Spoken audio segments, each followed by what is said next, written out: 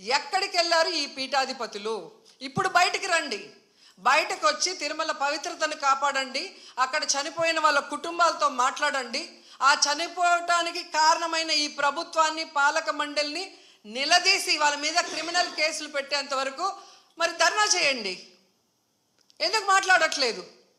అలాగే మీరు మొన్న చూస్తే అసలు లడ్డూలో కల్తీ జరగకపోయినా వీళ్ళు చెప్పిన అబద్ధాన్ని వీళ్ళ కూటమి ప్రభుత్వంలో ఉన్న బీజేపీ మాధవీలత గారు వందే భారత్ ఎక్స్ప్రెస్లో భజన చేసుకుంటూ వచ్చి ఎన్ని రకాలుగా మాట్లాడిందో మనం చూసాం. నిజంగా మీకు దేవుడి మీద భక్తి ఉంటే, భక్తుల మీద ప్రేమ అభిమానం ఉంటే, ఈరోజు 6 మంది ఎవరి వల్ల అయితే చనిపోయారో ఈ ప్రభుత్వాన్ని నిలదీయండి. ఈ ప్రభుత్వంలో ఎవరెవరు ఈ చావుకు కారణమయ్యారో వాళ్ళందరి మీద మోడీ గారికి చెప్పి క్రిమినల్ కేసులు పట్టించండి.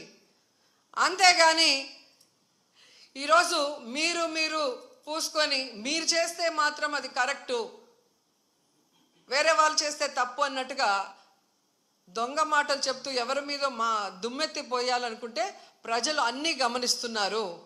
అండ్ ఈరోజు మీరు చూస్తే మోడీ గారికి కూడా మేము విన్నవించుకుంటున్నాం, మీకు భక్తి ఎక్కువ ఉంది కాబట్టి ఈరోజు తిరుమలలో జరిగింది పూర్తిగా చంద్రబాబు నాయుడు గారి ఫెయిల్యూర్. ఆయన నియమించిన అఫీషియల్స్